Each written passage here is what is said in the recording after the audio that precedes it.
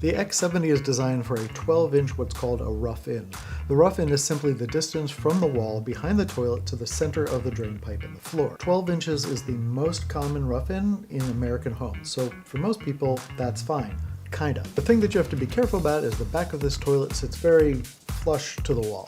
It's a very clean look, and that's part of why this toilet looks so nicely in a lot of. But there's a couple of things that even with a 12-inch rough-in can block this toilet. The main thing is the water inlet, the pipe that brings water into the toilet. Depending on the location of the water inlet, it can block whether or not the toilet can fit. So if you're doing this in a new house, just check with the plumber before you purchase it. And if you're living in a house that already has a toilet in place, measure a whole bunch of times. If you have any questions, take a picture of the measurements, send it to them, and they can tell you exactly what you need to do to get this in there. The other thing I said I'd get back to is the power. If you have an outlet that's not too far away, you can run an extension cord to it, but you really need to make sure that either the outlet or the cord is what they call GFCI or GFI. All new homes have building codes that require these in bathrooms, but older homes do not. You can buy an extension cord that has a GFCI shutoff on it, which is really important if you're plugging into an outlet that does not. But if you're upgrading your bathroom, don't just measure twice and cut once, measure like 5 times and email the company.